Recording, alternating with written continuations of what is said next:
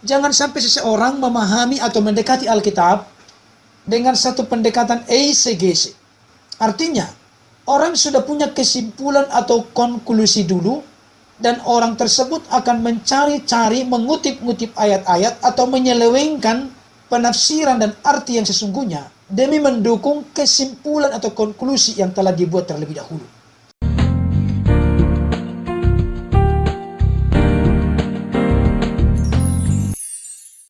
Shalom, saudara-saudara. Pada kesempatan ini saya akan kembali melanjutkan tanggapan terhadap buku Dialog Masalah Ketuhanan Yesus yang ditulis oleh Kiai Haji Bahaudin Mudori dan diterbitkan oleh Kiblat Center, yaitu dialog antara Kiai Haji Bahaudin Mudori dengan Antonius Widuri. Saudara-saudara, pada kesempatan ini saya akan berikan judul Landasan Pijak dan Kacamata atau Cara Berpikir Kiai Bahaudin Mudori.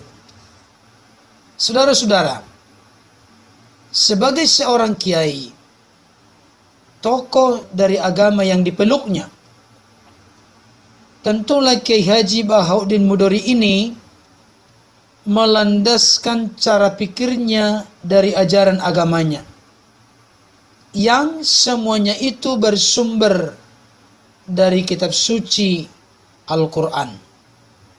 Jadi, berpijak dari ajaran Islam serta berkacamatakan akidah Islam itulah Pak Kiai ini hendak membuktikan pendapatnya mengenai Yesus Kristus dengan menggunakan ayat-ayat Alkitab dengan cara ditafsir semaunya dan secara tidak bertanggung jawab agar cocok atau sesuai dengan pendapatnya. Saudara-saudara, perlu kita pahami secara umum landasan Islami dalam sikapnya terhadap keyakinan Kristen adalah sebagai berikut. 1. Orang Kristen menyembah 3 Tuhan, padahal Allah itu Esa. Pertanyaannya, benarkah seperti itu yang diyakini oleh orang Kristen? 2. Orang Kristen itu mempertuhankan Yesus, padahal Isa hanyalah Rasul Allah. Benarkah klaim seperti ini yang diyakini oleh orang Kristen? 3. Orang Kristen menganggap Yesus anak Allah, padahal Allah tidak beranak dan tidak diperanakkan. Benarkah pernyataan ini sesuai dengan yang diyakini oleh orang Kristen? 4. Orang Kristen menyebarkan agamanya, padahal Yesus disuruh untuk bangsa Israel saja. Benarkah Yesus diutus oleh Bapa hanya untuk orang Israel saja? Apa bukti-bukti Alkitab berkaitan dengan hal ini? 5. Orang Kristen percaya penebusan, padahal Allah Maha Pengampun. Bagaimana sesungguhnya konsep penebusan dalam konteks kekristenan? 6. Orang Kristen percaya dosa warisan, padahal masing-masing harus bertanggung jawab atas dosanya sendiri. Bagaimana orang Kristen menanggapi ungkapan atau pernyataan seperti ini? 7. Orang Kristen yakin akan kesucian Alkitab, padahal di dalam Alkitab banyak perselisihan dan kontradiksi. Saudara-saudara, khusus bagian yang ke-7 ini saya sudah membahas di dalam video dan pengupasan pembahasan sebelumnya.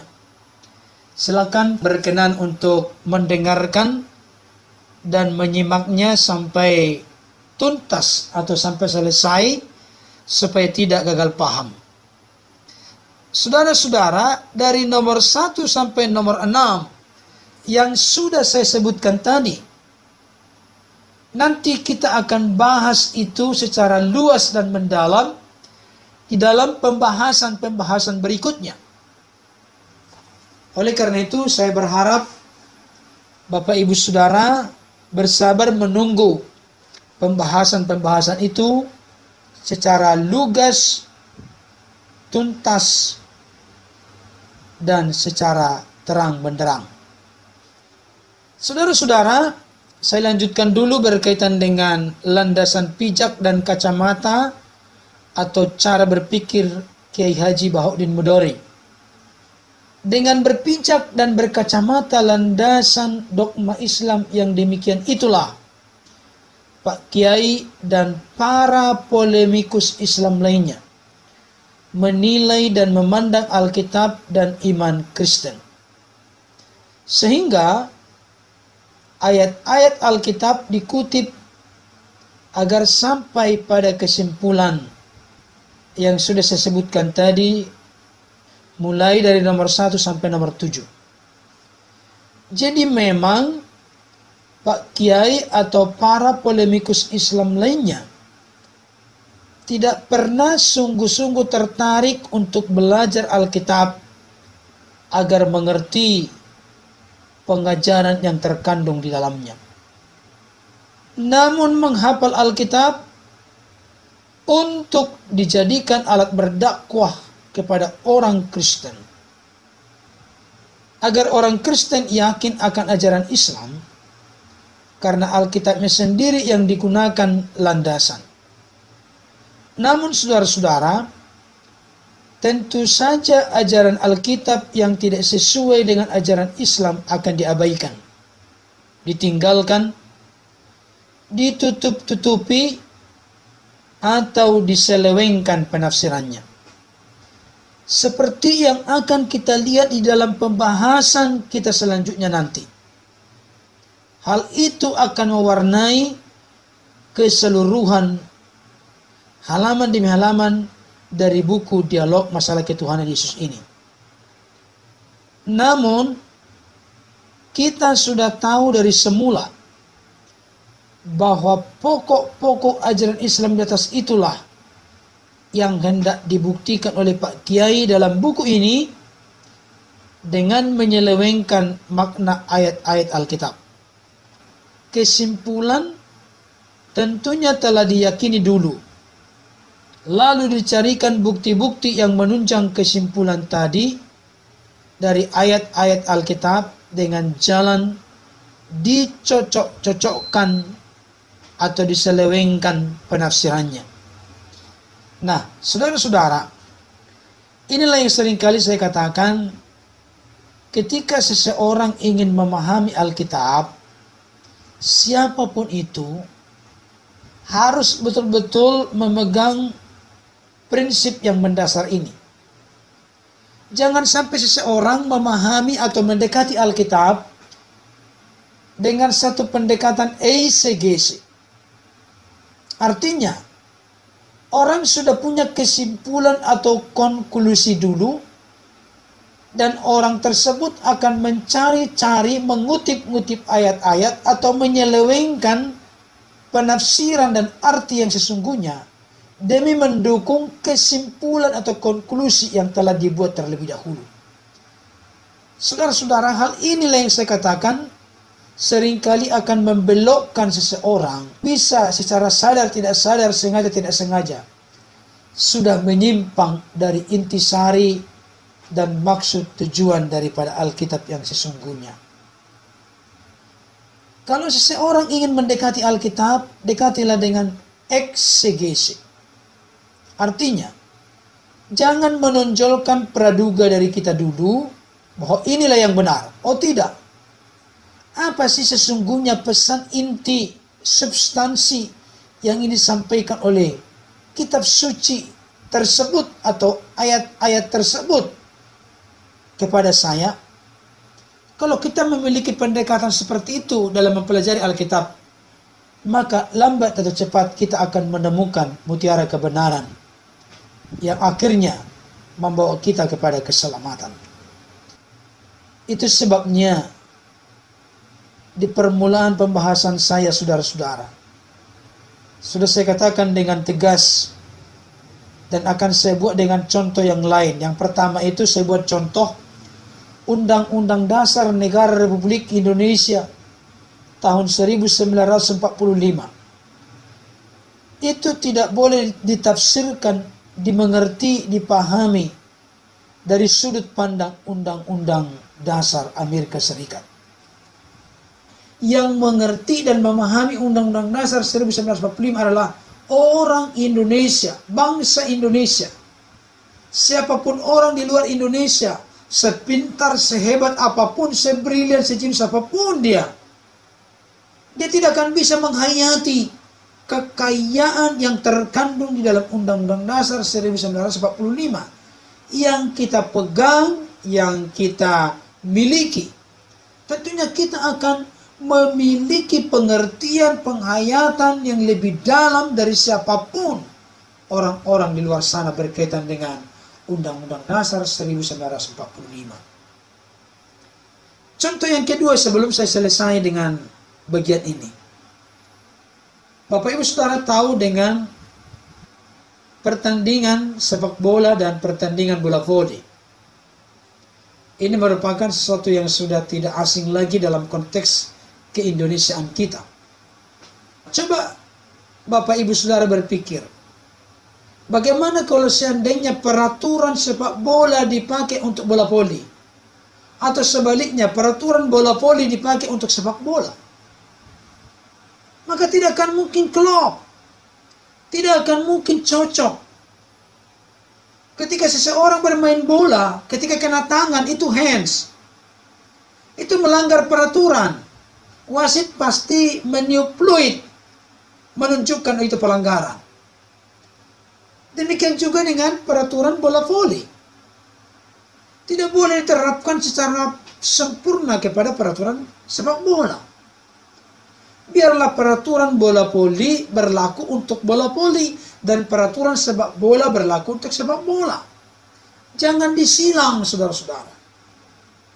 Demikian juga dengan konteks dalam memahami agama-agama ini. Makanya saya sangat menjaga jarak, saudara-saudara. Ada banyak teman-teman yang mengatakan, kenapa nggak dikupas agama lain, khususnya agama saudara kita Islam atau Al-Quran. Saya tidak mau melakukan itu. Karena saya harus menghormati saudara-saudara kita yang Islam, bahwa mereka yang lebih tahu, lebih mengerti dengan kitab suci Al-Quran. Tapi saya pikir konsep pemikiran, penghayatan, pengertian, pemahaman seperti ini juga harus berkembang dalam konteks di agama-agama lain. Kalau saya melihat selama ini, saudaraku, yang menjadi titik kelemahan dalam dialog agama-agama yang sedang terjadi, baik di media sosial, atau di YouTube, atau di dalam dialog yang bertemu langsung dalam sebuah ruangan, pembicara Kristen di sini, pembicara Islam di sini, ada dialog. Saya melihat yang menjadi titik kelemahan yang paling sering terjadi. Agama si A menilai agama si B dari sudut pandang agama si A. Segala sesuatu yang bertolak belakang dengan prinsip-prinsip yang ada di agama A, maka semua yang di agama B itu salah. Saudara, saya pikir tidak fair, tidak adil dalam menilai pengajaran, doktrin, akidah, keimanan dari orang yang berbeda keyakinan dengan cara-cara seperti itu. Saya pikir hal itu tidak fair dan itu tidak bijak, saudara-saudara. Saya mengusulkan satu hal yang baik dan positif berkaitan dengan konteks dialog agama-agama. Supaya cantik, indah, toleransinya berjalan. Apa sih yang Anda pahami mengenai ini? Misalnya contohnya, pembicara Kristen menanyakan itu kepada saudara kita Islam. Oh begini. Sehingga saling pengertian. Oh ya, yang dipahami begitu. Kalau memang perlu ditanyakan lagi, argumentasi Anda berkata begitu apa? bisa, tidak apa-apa. Demikian juga dengan saudara-saudara kita Islam misalnya, bertanya kepada Kristen, apa sih yang Anda pahami mengenai Yesus? Saya pikir lebih indah seperti ini.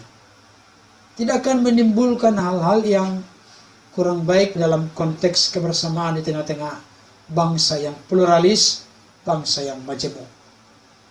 Saudara-saudara, saya tidak perlu melebar ke sana kemari dulu. Saya cukupkan dulu sampai di sini. Yang jelas prinsipnya Bapak Ibu Saudara, jangan menilai agama orang lain dari sudut pandang kita menilai agama kita.